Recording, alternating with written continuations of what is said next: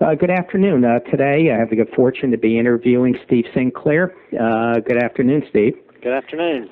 Steve is a regional manager with Old Kent and out of the Atlanta area. And as I understand it, you've been highly recommended by others, 3 or 4 people actually, and who are regional managers. And understand you have about 6 offices and a main office in the Atlanta area, and you're on a push to do a little bit over $700 million this year. Beyond that, I don't know too much, so why don't we start with basically where you're from and how you kind of got in the business. Okay. I'm an Atlanta native, and I got into the business in 1979. Got out of school and was looking for something to do. Had a political science degree, and a friend of the family asked me if I wanted to get into the mortgage business doing market research in the REO department of a mortgage company that had got caught in the oil crisis in the mid-'70s and had gone bankrupt and had a lot of property all around Atlanta. And from there I went on and sold homes for a couple of years in the early 80s, and then started originating in 84 and ended up as regional manager here in Metro Atlanta back in 1991. Mm-hmm. Yeah, I understand. I would assume you were a top producer. Usually to get up to your level, you have to be. Did you enjoy originating? I enjoyed originating. I was not as successful as an originator as I have been as a leader.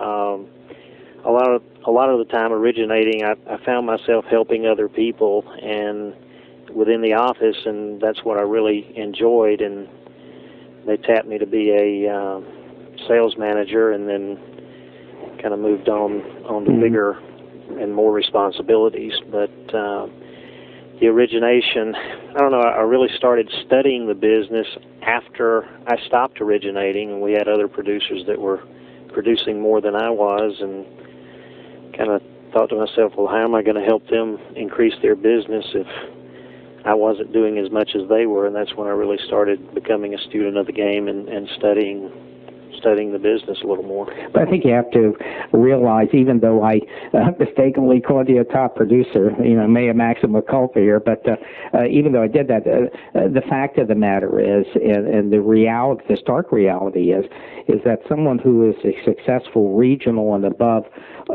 there is often no correlation between the amount of volume that they did. And I'll make another case to you that in some cases you don't really even have to come from an origination background. There is a fella for Chase, Bach, B-A-K is his last name. I can't call the first name, but he is very, very successful as a regional manager, and he has absolutely no loan origination background, has an accounting background. Yeah. I've seen other people in leadership positions that have done well that have not been on the street. I think it's helped me to have been an originator and just to be able to identify with what a loan officer goes through. But then I've got responsibilities now over origination and processing and closing, and work very closely with underwriting. So there's a lot of different facets to putting the business together, and I think having a varied background helps. It always helps looking at the big picture of the business. Yeah, I do think having an origination background is probably the most important piece. I think it's Dave Bach. I think he's a rare exception in the business. Yeah.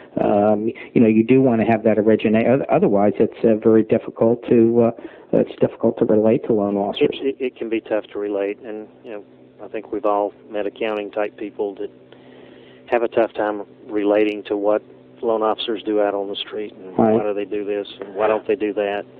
I think there's actually, I think there can be some transference the other way around, where if you don't have a production background, there's actually a certain amount of resentment subconsciously that you don't understand them. I agree. Yeah. Well, let me ask you, and I really want to kind of focus on the regional manager part. So why don't I start off by just asking, what do you think are some of the more important aspects in terms of managing as it relates to loan officers, and we'll get into processors in some of the areas a little bit later. But why don't we start there? Well, I think a big part of it with loan officers and with everybody else is seeing the big picture of the business, so that they see more than just their part of the job, so that they understand what other people on the team are doing. And I think that trying to give that to all of the people that I work with has been a big part of our success.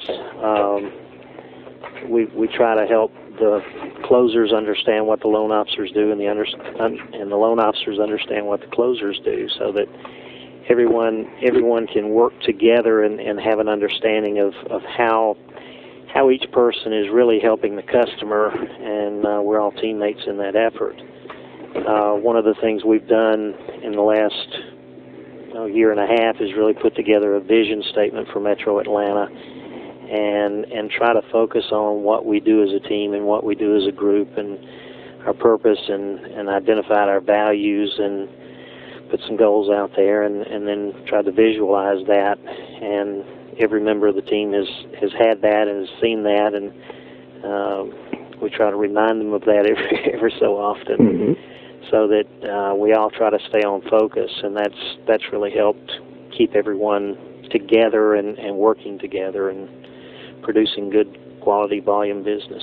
Are you familiar with, I read any of the mortgage banking articles that Mark Smith did, called 26 Compound?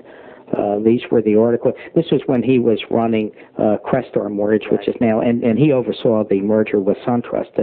And he wrote those articles very much with the kind of thinking that you have in mind. I have met Mark Smith and talked with him one time, had about a 30, 45-minute conversation with him, and learned a lot in that conversation. Oh, yeah.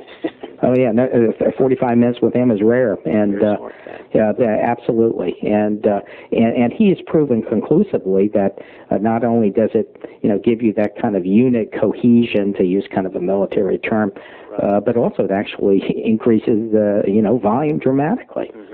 So it's kind of a double-edged sword there. I mean, that's the volume is kind of the byproduct of it. Let me ask you, how many loan officers do you have? Right now, we've got 36 loan officers, and then 6 branch managers. 4 are producing, 2 do a loan every now and then, so they don't get as out of touch as I am with the day-to-day. You're too high now. You're pretty high up on the food chain. You just get those overrides. Yeah, that's it. You have to sit back and take it all in, right? Well, we all know it's a little bit more than that. Would you consider yourself, it sounds like a throwaway, but it's anything but, do you consider yourself a hands-on manager? I'm more of a supporting manager. I try to stay involved with my people. I try not to get involved in their deals or their transactions. I'm a big Ken Blanchard fan, and I think that my job is to support, provide some direction, and kind of view out there in the future what's happening and what directions we need to be going in, but to provide support and support the loan officers' relationships and support their business and help them get to where they want to go. I stay in touch with a lot of the customers. We keep track of our key customers, and I try to know who they are, and we have a lot of our closings inside our offices, so I try to make sure I see them when they come in as much as I can. So I try to stay involved in a lot of ways, but I'm also very big in empowerment and letting people run their business within the framework that we've set up.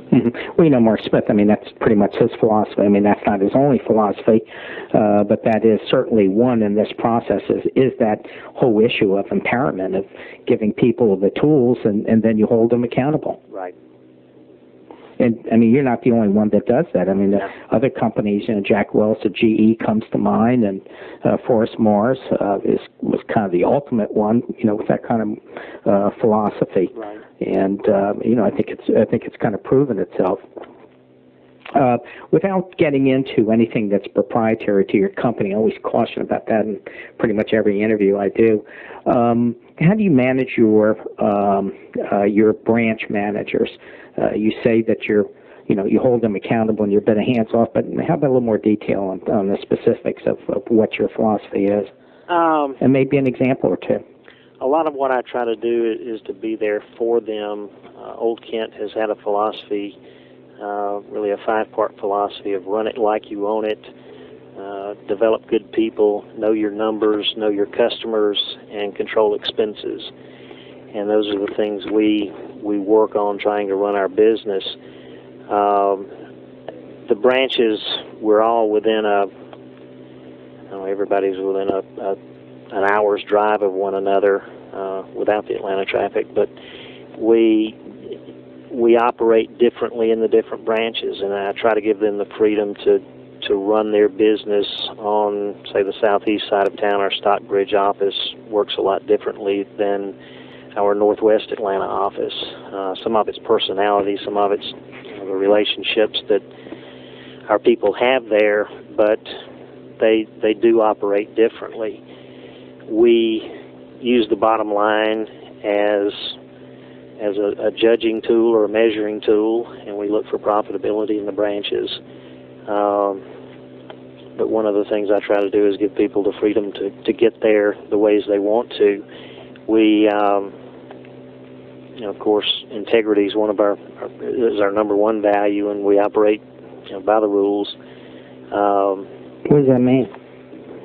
Well, just there are things you can do in this business that there are people out there that will bend a rule and push a rule and do some things to get a loan done. We don't go down that road. We try to do good quality business. We do what we say we're going to do with our customers, with our strategic partners, and try to do things right. How do you inculcate that into, it's one thing for you to say something like that, and I'll bet you if I interviewed any regional manager, they'd say the same thing. But I think the implementation is different, and so my specific question is, how do you kind of inculcate that kind of philosophy into your branch and then through them into your loan officers? Well, we talk about things a good bit, and we all know the people in town who will cut the corners, and a lot of times we talk about them and what they're doing, and you try to keep an open eye to what they're doing, and is it legal, is it moral? But a lot of it is just through discussion and talking about issues as they come up. And, kind of like a case study. Yeah, we'll have loan officers or processors do some things sometimes, and we try to do a lot of coaching and make sure. Usually, when something's going to go wrong or is going wrong on a loan, we'll hear about it at some point and try to use those as coaching opportunities and go over what we need to go over with the people. But I trust all of my managers to do what's right. It is kind of a big issue. I don't want to dwell too much on it. There's so many things to talk about, but it really is a big issue today. And as you probably are aware, HUD is making all sorts of noises that they are really this time. In fact, they've set up a separate branch. They're really going to start looking at things like respite kickbacks and in some of these areas. So years ago, in the past, it's been kind of talk the talk, but you're going to see some real penalties coming out, I think, in the next year. Yeah, there's a lot of fraud out there today too. Metro Atlanta, we've had a couple of big stings here. I'm president of the Atlanta chapter of the Mortgage Bankers Association of Georgia for one more month. But we had the FBI and the Justice Department come in and speak at one of our monthly luncheons. God, that's a great. Yeah, I love it when I hear a new idea, and I have to tell you, that's a wonderful idea. It was very interesting. We had a real good turnout. A lot of people were interested in hearing about it. But there's a lot of things with technology that the crooks can do to steal an identity or fake a document, fake some kind of document and sneak one past us. So we need to be on our toes. And I guess another thing we try to do is really know who we're doing business with in a lot of cases from our realtor and builder standpoint. And we really push strong relationships with other people who want to do it right. Mm-hmm. What is the philosophy or the practicality of getting loan officers to increase production? Do you have any specific ideas yourself along those lines? We do a lot of swipe and adapt. Mm-hmm. Do a lot of training. Proven and reputable. do a lot of training, mm-hmm. and we're always looking for another sales course to send somebody to, and try to match the people with the sales training and the sales style that fits them. But we've subscribed to MortgageScholars.com, and people are using that. Yes, thank you. We do a lot of work with Todd Duncan. We try to mm-hmm. bring in. That's very good. Try to bring in speakers a few times a year. We've had Duffy Gilligan and Greg Frost and Jeff Lake and Tom Fiddler and people like that come in. Mm-hmm. All top people. Speak to our groups. So we're looking for anything we can do to build stronger relationships and relationships with different kind of people that can refer us business and help us bring more business in the door. Mm. You seem to place a pretty high reliance on training. There just seems to be a lot of companies out there. Wouldn't even have an idea what proportion. That's another area where a lot of people will talk the talk, but when it comes time to walk the walk, I mean, you don't get a guy like Barry Habib or Greg or some of the others. They don't come cheap, and it takes money to bring these people in and have them talk. And it's not an inexpensive endeavor. It's not cheap, but I think it's worthwhile. I'm a firm believer in you don't need to reinvent the wheel.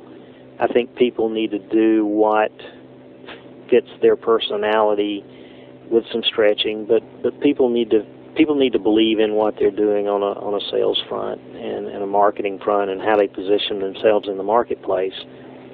And a mortgage originator, I guess it was last year about this time, there was an article about the one thing that Jim Robinson had in his editorial, and the top producers find something that fits them, that they feel good about, that they can get excited about.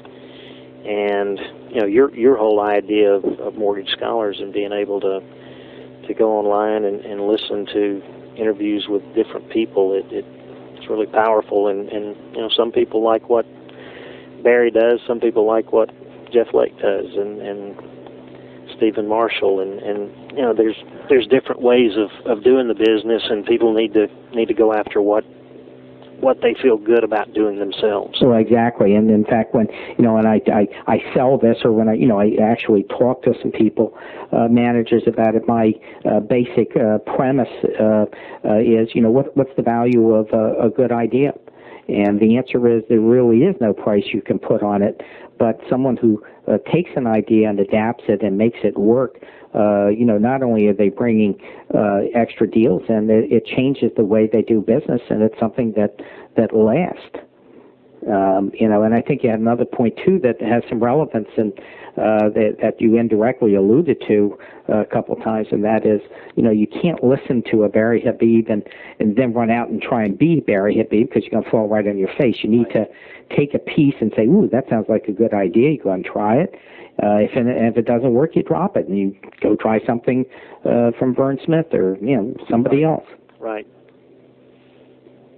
Let me ask you, what about your hiring practices for your managers? What do you look for in a very general sense in terms of quality when you hire branch managers? Gosh, most of the people have been with us for a while. Well, let's say one of them dropped. I am looking at doing a new branch now, and the person that I'm talking with is a business owner. He owns his own brokerage shop, and I look for somebody who understands the business, who sees the big picture, who is intent on helping others be successful,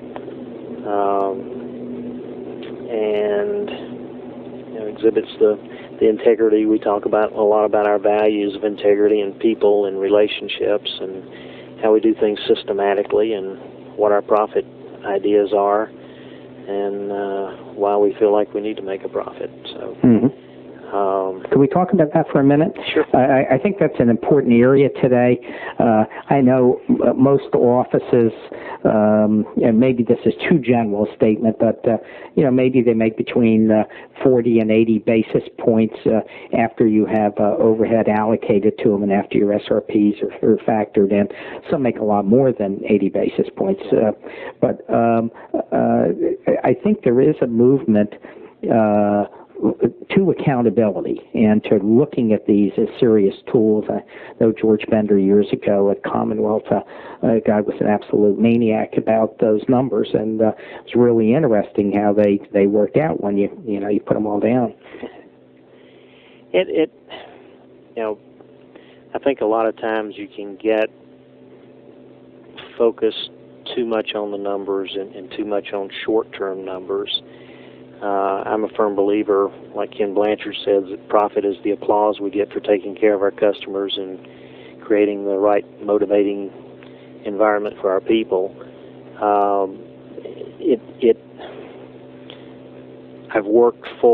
We've had ownership that looked for profitability first, and their number one priority was taking care of the shareholders. And I think that's a good priority, but I think if you take care of your people and allow them to take care of their customers and give them the tools they need to do that, then the profits are going to flow. Yeah, they're not mutually exclusive. That said, I think we all have a responsibility for making a profit. The number, I think at a baseline, you can, I've heard it said that the company should make as much as a loan officer. And that 40 to 80 basis points tends to fall in that range somewhere, and some more than that. So, when you present it to loan officers that way, should the company make any less than you do, or should it be about the same? And that tends to work pretty well when we've used that discussion with our people.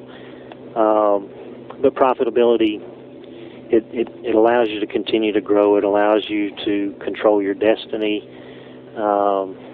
because if you're profitable, I found that most of the people that I've reported to have left us alone when we're profitable, and when you're not profitable, that's when you get everybody peeking over your shoulder and trying to tell you how to run your business. That goes back a long time. That's when you're making the money and you're doing the volume. It's just like when you're a loan officer. Yeah. If you're doing 150, 200 million a year or something, if you miss a sales meeting now and again, that's okay. That's right. That's right. So, let me ask you a little bit of a tangential question here, and then I want to go into another area. When it comes to loan officers, do you like loan officers that are new and train them? Do you like those loan officers that impossible to find, that have 2 years experience and aren't corrupted yet, and then get your hands on them? What kind of philosophy do you have? We do. We've got some of both, experienced and new, and then the third tier is the people who have been in the business a short while. Kind of look at it almost like we're in Atlanta with the Braves and the team they've built, although they're not doing real well right now. But I think you've got to be able to pull in a top producing free agent and bring them onto the team, and develop your farm system with the rookies. We've also had a lot of success bringing in people who have been in the business 6 months to 2 years, who've worked for maybe a smaller company or another company that has not been able to give them the support that we try to give our loan officers. So we've got a mixture. We've got, here in Metro Atlanta, we've got loan officers that have been with us since 1987. We try to be a home and not a hotel to our people. And we've got closers that have been here since the late 80s, early 90s as well. So that goes across the board with all of our people. We like people who like to make a commitment and who want to be part of a winning team. And we know that with our training capabilities and the experience we have in the area, and outside resources from Old Kent, that we can bring somebody along and help them get to where they want to go in their career. I'd like to change direction just a little bit, because this is, after all, a discussion of how to manage and your goals and philosophies on a regional level. I'd like to ask you about your philosophy when it comes to working with processors and underwriters, and just a general, and if you have some specific ideas, I'd like to hear them too. And in particular, I think to put a little coloring on top of this, the last 4 months, of course, have been a very intense time for them pressure-wise. And, how do you hold them together and keep them up when, they're making a fixed income and loan officers are making $1 gazillion, and there's, they see, let's face it, you and I have been around the track a while, they see a little bit of a disconnect there. Sure. And so anyway, why don't you address that area?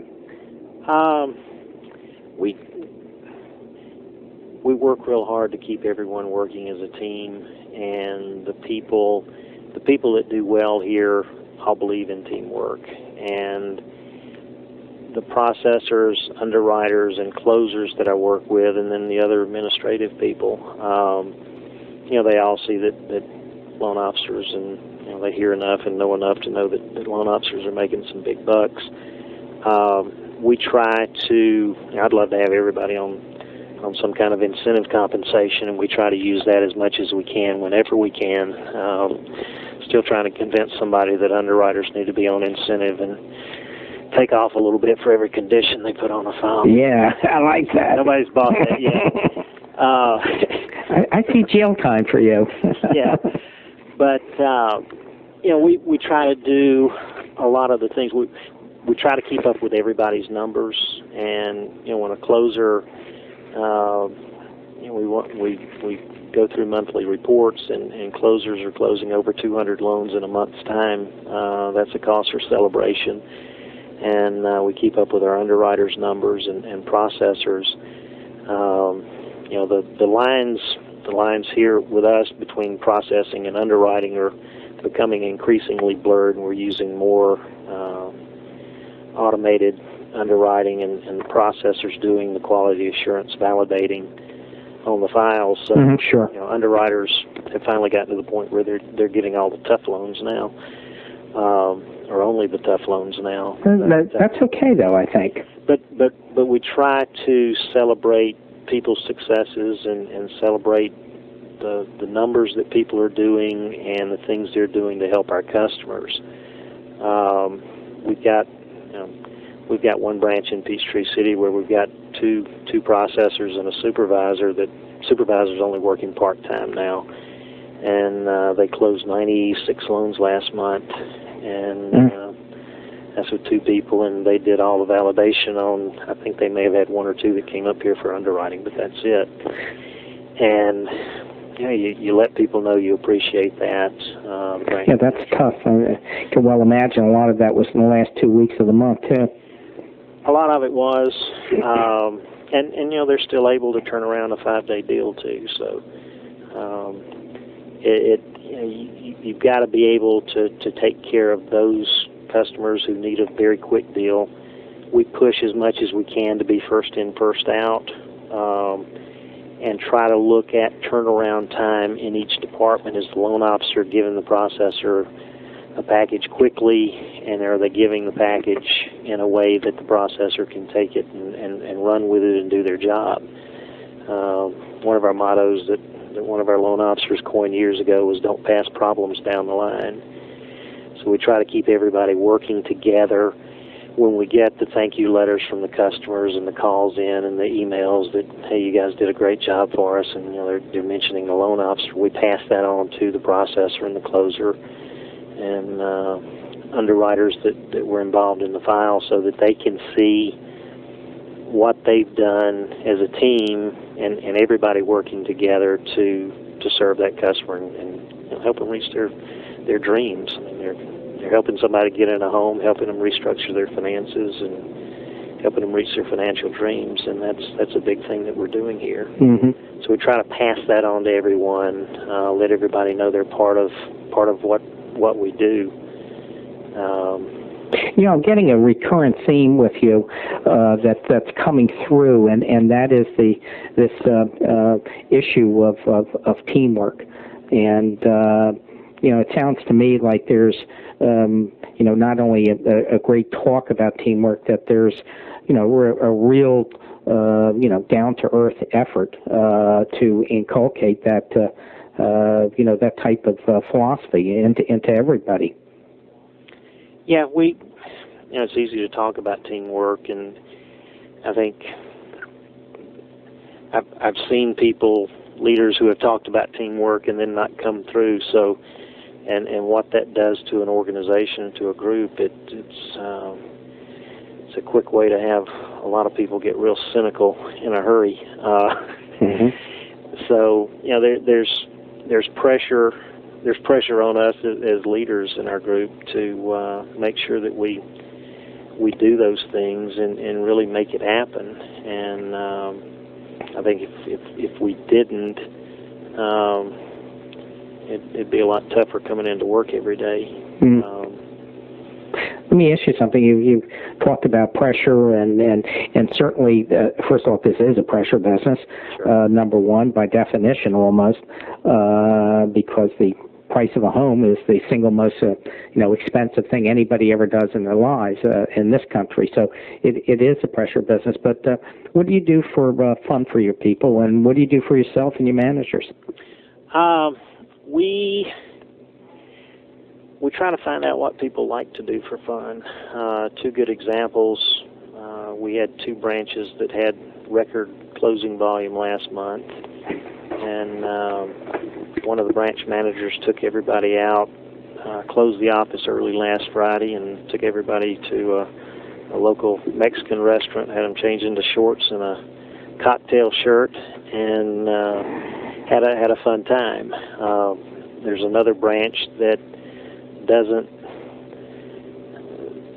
I think most of the people there are teetotalers, and I don't want to work for there. Would not appreciate going out for a drink with a group.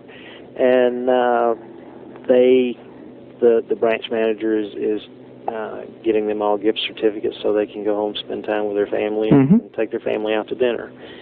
So we try to make some of those rewards and some of the fun things personalized and make them really fit the individual that's getting the reward or the celebration or the recognition. We have our share of squirt gun battles and silly string and confetti and all that kind of stuff going on around here too. So there's a lot of tension easing and a lot of people having fun with each other. And then we try to remember that people need time to be with their families too. So this vacation time coming up, and we know we got to make things happen with people out on vacation, and that's part of the business. What about when it comes time to vacation time? Do you find that you have a hard time filling in with a task, and especially getting the heavy settlement months? I mean, how do you handle that as a manager? I think most of our people know that it's better to take a vacation early in the month, and we don't have a whole lot of vacations there at crunch time at the end of the month when everybody seems to want to close. But it's something we can work around, and people pitch in and help out. We have loan officers that take another loan officer's pager, and then they get reciprocal treatment next month when the other person goes out. Processors will cover the pipelines, and don't know, we try to run our business where we can do that.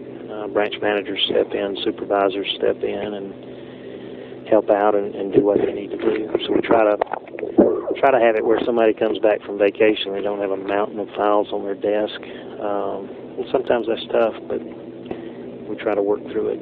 Mm-hmm. Jump back to loan officers a bit. Do you work with builders a lot too, or is it primarily a realtor-based environment that you work in? We do a mixture of business. Atlanta's a very big new construction market, and we do a lot of new construction. Most of our business comes from realtors. We've got an identity in the marketplace where a lot of the builders, even if they've got some kind of partnership or arrangement with another lender, in a lot of the cases we're able to get in the door and do that loan because they know we follow through and get things done. Mm-hmm. Do you do acquisition development loans as an entity or construction loans? Indeed, we do we've got a one-time close construction perm that's very flexible on the modification and works real well. That's a new product for a lot of us since we joined Old Kent, and we're working on increasing the business on that product. We've hired a construction perm specialist who is going out and meeting with builders and working with training the loan officers and doing joint calls and pumping that business up. So we've increased it quite a bit and look to do even more. Are you talking in terms of spots also, or are you just talking single lot loans, or as far as relationships? We'll do lot loans. Most of it is CP, and we try to look for relationships in most anything we do.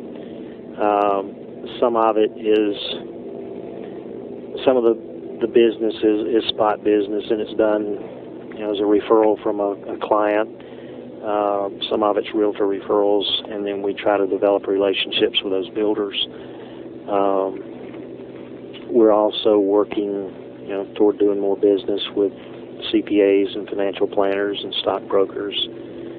We've had one of the training things we've done is we've had financial planners come in and talk to our loan officers about financial planning so that we can better fit the mortgage into a person's financial goals and their overall financial plan, and so that we can work more closely and understand where a financial planner's typically trying to take people. I think I like that idea. That's it's not that there are any new ideas out there. It's just that sometimes I haven't heard them articulated. I like the idea of bringing that type of person in to help train and to inform your people, just like I like the FBI idea. In Mortgage Scholars, I don't know how many you've listened to, but there's a couple of people out there. Charlotte Ellis at Chase comes to mind, who just works with attorneys. Maybe it's CPAs, but whatever it is, there's a couple of people out there. That's all they do. They've never met a realtor, and they're very successful. Right. Mark Klein's another one out in California. Yeah, he's great. You've interviewed Mark, or I have. I've gotten to know Mark, and he's done a phenomenal job. He's fabulous. He's really working that part of the business. And he's got a CPA, if I remember. Yeah. And then you got Duffy that doesn't deal with any realtors. We don't want to get too deep into that. He's great. He really is. I don't want to get too distracted from the talk, but I can't tell you how many phone calls and emails I get on this guy. That people just absolutely mesmerized, and he's not for everyone. I mean, there's some people that are the very antithesis of him, and that's the way they do their business. But he really does bring a different perspective, and he really does make you think. Yes, he does. And I think that's some value. I think it's a good point to end on Duffy. I'll have to call and tell him we did. Well, look, anyway, I want to thank you very much for taking the time to talk to us, Steve. I think it's very valuable, the insights that you've brought to it. You brought a couple really good ideas, and that's what this is all about, and is giving people ideas in terms of, not only how to go out there and sell, but also how to go out there and manage. So I want to thank you very much, and have a good day, Steve. All right. Thank you. Thank you.